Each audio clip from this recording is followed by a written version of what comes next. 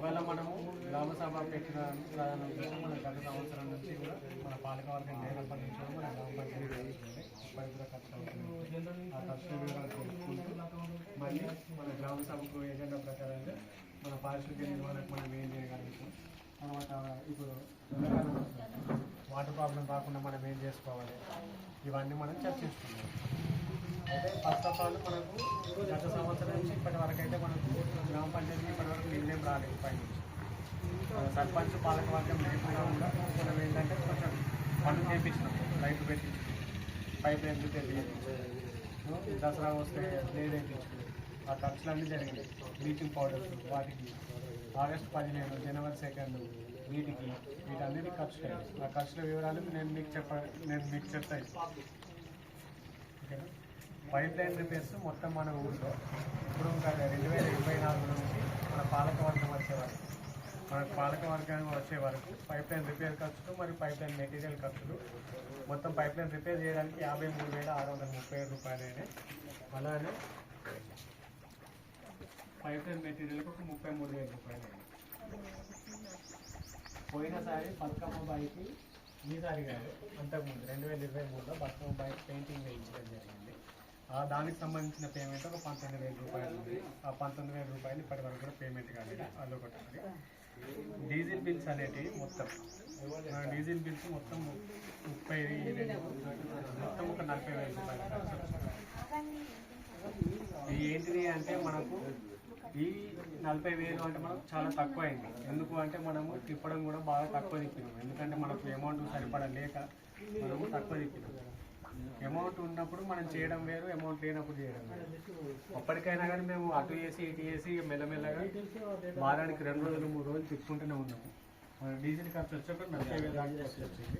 Bleaching 23,000 అయింది. 11,500 23,000 అయింది. అలానే ఆగస్టు 15 జనవరి 2 ఖర్చులకు ఒక 3,000 రూపాయలు. వాటర్ క్యాన్స్ మనకు గ్రామ సభలు అవి ఇవి జరిగినప్పుడు వాటర్ క్యాన్స్ వచ్చినాము. అలానే మనకు ఇప్పుడు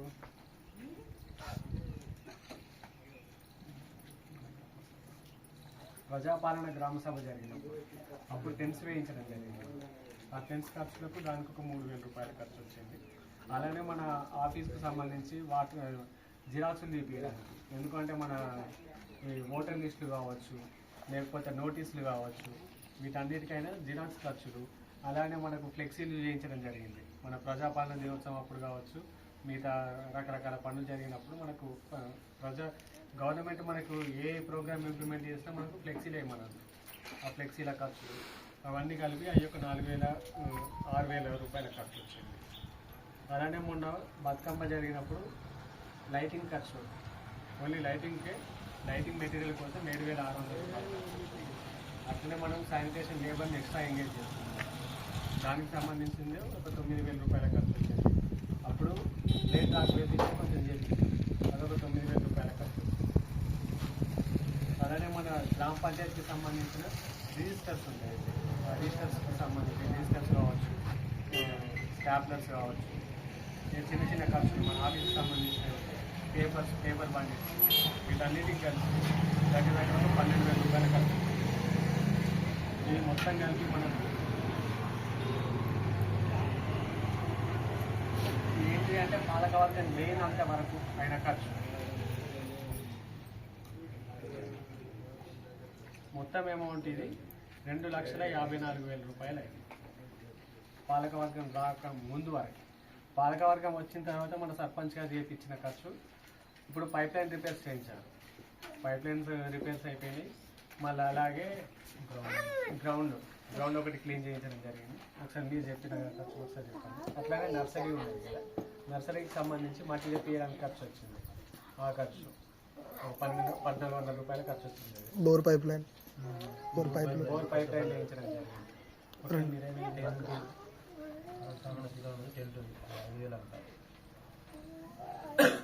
ఇంకోటి బిల్లు మనకు నెత్తి మ్యాచ్ పడడం ఏంటంటే, మన మాజీ సర్పంచ్ చేసిన ఘనకార్యం ఏంటంటే 3 ఐమాస్ లైట్లు అక్కడ ఉద్దర తీసుకొచ్చిండట. ఒక్కొక్క దానికి 1,50,000 చొప్పున 3 ఉద్దర తీసుకొచ్చిండట. ఆయన మొన్న వచ్చిండు, సార్ మీ గ్రామ పంచాయతీ నుంచి నాకు బిల్లు వస్తుంది, అని చెప్పేసి వచ్చాను. 4,50,000 రూపాయలు వస్తాయి సార్ అంటే నాకు అవి బిల్లులు అవన్నీ తీసుకురా, నేను ప్రాపర్గా ఉంటే పే చేయడానికి రెడీ ఉంటే, ప్రాపర్గా లేకపోతే ఏమని చెప్పింది. అది వాస్తవానికి డిస్టిక్ మొత్తాన్ని కూడా అతనే సప్లై చేస్తారట. ఆ 4,50,000 పెండింగ్ ఏమంటే ఇప్పుడు మనకు లైట్లు కావాలంటే అయినా అరువు ఇవ్వడానికి భయపడతాను. నాకు ఎక్కువ తీసుకెళ్తే నా డబ్బులు లేకనే ఏంటంటే ఆయన క్రెడిట్ ఇస్తాడు. క్రెడిట్ అంటే మన ఉద్దర 40 లక్షలకు ఇస్తాం సార్ అంటే ఈ బిల్లు కింద ఉంది, ఈ బిల్లు క్లియర్ చేయండి, మళ్ళీ సంవత్సరం దాకా నేను ఏదంటే అది ఇస్తాను ఆయన అంటున్నాను.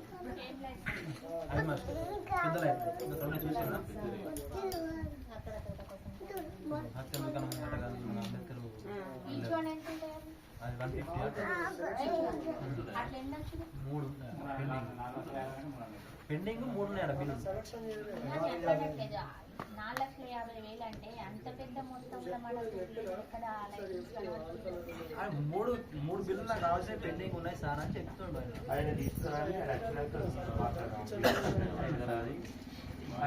ఇప్పటిదాకా 2 సంవత్సరాల కింద ఆగిండు అంటే పెట్టి ఆయన ఎప్పుడెప్పుడు ఫిల్ చేసిందా ఉంటాయి కదా, రాసి ఉండాలి కదా అంట.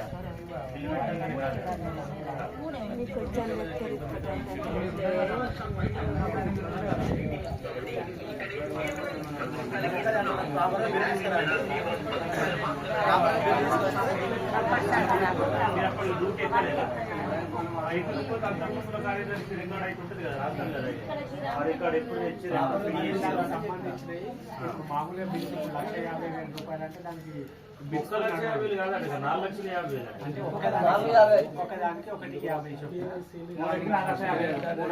మామూలుగా బిల్స్ ఇస్తా అంటే సరిపోదు, వాటికి ఎంపీ రికార్డ్ ఇప్పటికప్పుడు ఆ బిల్ వేసి కూడా పట్టుకురావచ్చు. ఏముంది బిల్లు బుక్ మీద రాసుకొని పలానా డేట్ కదా మీ రికార్డులలో బిల్లు బుక్ అని ఉంటుంది, మెజర్మెంట్ బుక్ అని చెప్పి ఇట్లుంటాయి. ఈ బుక్స్ లో ఇంజనీర్స్ మనకు చేసిస్తారు, మనం చేయడం కాదు, డిపార్ట్మెంట్ వాళ్ళే రికార్డు తయారు చేసేసి ఇస్తారు. దానికి సంబంధించి టెక్నికల్ శాంక్షన్ కాకపోతే మామూలుగా బిల్స్ అయితే నడవదు, మనం పేమెంట్ చేయడానికి కూడా తీసుకొని వచ్చి మనం చేస్తే మనం పేమెంట్ చేయగలం. అంతే తప్పించి మన వచ్చే 1,50,000 రూపాయలు అయినా ఒకదానికి 4 లక్షలు కావాలి, 5 లక్షలు కావాలంటే మనం చేయడానికి మనకు కుదరదు. అదే చెప్పిన ప్రాపర్గా ఏదైనా పద్ధతిగా ఉండాలి. ఎఫ్టీసీ బిల్స్ చేస్తారా అండి చూస్తామని చెప్పిన. ఇంకా దాని బిల్లు సంగతి చేసేటప్పుడు మాట్లాడి చేసారు, దానికి మీటింగ్ పెట్టి చేసేవారు. అది వచ్చినాక అన్ని తీర్ల కరెక్ట్ ఉన్నాయి అనిపిస్తే మిగతా వాళ్ళందరినీ అడిగి నువ్వు నిర్ణయం తీసుకున్నావు. అంతకుముందు వచ్చిన అమౌంట్ ఏమైంది ఏందని అడుగుతుంది కదా, నువ్వు చేసిన 5 ఏళ్ళ గవర్నమెంట్ నీకు ఏమి ఇచ్చింది, గ్రామ పంచాయతీకి ఏమి వచ్చింది, నువ్వు ఇంటి పనులు ఎన్ని వసూలు చేసినావు, ఏం చేసినావు, ఏం అప్ప చెప్పినావు, ఏం తిన్నావు, ఏం పట్టినావు, ఎక్కడికి ఎంత సంపాదించావు అని అడుగుతారు. కానీ అడిగినాకనే పాత బిల్లు ఇద్దాం, ఆయన బిల్లు గురించి అయితే పక్క పెట్టు.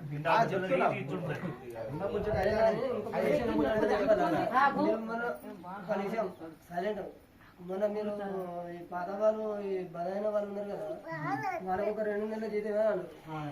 2 నెలల జీతం అంటే వాళ్ళు ఏమంటారంటే 4 నెలల జీతం కావాలి మాకు, 2 నెలల జీతం పడ్డాయి కదా మాకు. అవి వాళ్ళే ఇంకెవరి వాళ్ళే ఇన్ని 4, 5, 6 నెలల నుంచి పడకుంటుంటాయి సార్. చెప్పు 2 నెలలు ముందుగా కొట్టిందని మేము కొట్టినాక 3 నెలలు, 1 నెల ఒకటికోసారి 2 నెలలు ఒకసారి ఇంకా 2 నెలలు కొట్టినది. అప్పటి నుంచి ఇప్పటిదాకా 4 నెలల నుంచి పడకుంటుంటాం. నేను బంద్ అయ్యి ఇప్పుడు 6 నెలలకు వచ్చింది. మనకి ఇన్ని రోజుల నుంచి ఎక్కడ పడతాయి, ఎవరో ఖాతాలో పడ్డాయి. మా ఖాతా పడ్డాక గిన్ని రోజులు దాకా ఉండనే ఉన్నాయి. కొట్టిన గంట గంట నెల నెలకు పడతాయి. ఏదైనా మీకు ఏ రికార్డు కావాలన్నా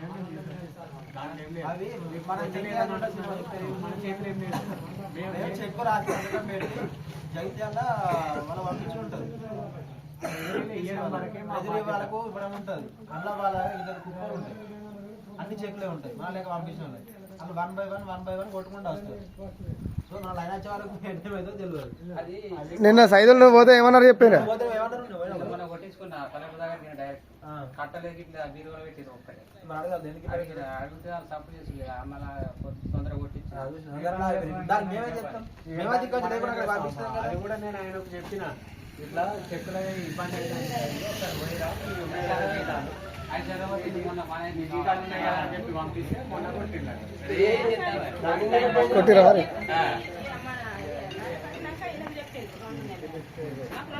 అదే అమ్మా, నేను చెప్పేది ఏంటిది, అంతకుముందు 2 నెలలు నేను కొట్టినాం కాబట్టి ఆ 2 నెలలు చెప్పలేదు. ఎందుకంటే నేను ఆల్రెడీ కొట్టేసి నేను పంపించినామనే కదా సార్. దాంట్లో ఆయన జీతం ఆయన కూడా ఉంటాయి కదా, మీరు ఒక్కటే కాదు కదా, ఆయన జీతం కూడా కలిపి కొట్టినాం కదా. అవి ఆల్రెడీ ఇచ్చినాం కాబట్టి మేము ఆగినాము. ఆ 2 చెప్పకుండా మిగిలిన 2 నెలల జీతం రావాలి కాబట్టి ఆ 2 నెలల జీతం అని చెప్పి అదే విషయం మీద కూడా నేను చెప్పిన 2 నెలల జీతం కొట్టినా ఒక 2 నెలల జీతం రావాలని ఆ విషయం ఆ రోజు మన గ్రామ సభలో సంవత్సరానికి ఒకసారి మేము ఏం తిరిగితే ఎట్లా మరి మేమేం చేయాలి చెప్పి మేము నేను వచ్చినాకనైతే సంతకం పెట్టి పంపిన లేదు అక్కడ ఆగుతానికి మేమేం చేస్తాం మీ కలెక్టర్ దగ్గరకు అవసరం అది నీకు. ఇక్కడ మా చేతుల్లో మేము ఆపలే కదా, నువ్వు ఇక్కడ ఆపుతున్నావు అంటే సరే మీద చెప్తాం సాంసార్ చెప్తా. ఖచ్చితంగా నెల రూపాయలు నీకు 3 నెలల జీతం కొట్టి పంపినా లేదా నీ చేతిలో చెక్ పెట్టి కానీ మరి దానికి మేమేం చేస్తాం, అక్కడ ఆగిన దానికి కలెక్టర్ దగ్గర పోయి మేము చేయరా మీకు నేరపడతావా? మీకు చెక్ మీ చేతిలో పెట్టినప్పుడు దానికి మీ అకౌంట్ పడగొట్టుకుని మీ బాధ్యత. చెక్ ఇవ్వడం వరకే మా రాసిందమ్మా, మేము చెక్ కొట్టి మీకు ఇచ్చినామా వాళ్ళ దగ్గర పెట్టి మీరు కొట్టించుకోవాలి. పోయిన వాళ్ళు ఎవరో ఇప్పుడు చెక్ ఇవ్వడం వరకే మా బాధ్యత ఉంటుంది. చెక్ ఏమైనా బౌన్స్ అయితే డబ్బులు లేకుండా అయితే ఇంకా మేము రెస్పాన్సిబిలిటీ. పెండింగ్ ఉండే ఒక గ్రామ పంచాయతీలే కాదు, ఒక పని మీద పోయి పని చేసిన వాళ్ళు ఎక్స్ట్రా లేబర్ కింద మీ లెక్క చేసిన వాళ్ళు వేరే గ్రామ పంచాయతీలలో కూడా ఉన్నారు కదా, వాళ్ళని ఒకసారి అడగండి. వాళ్ళకి ఎప్పుడు పడ్డాయి ఏంటని చెప్పి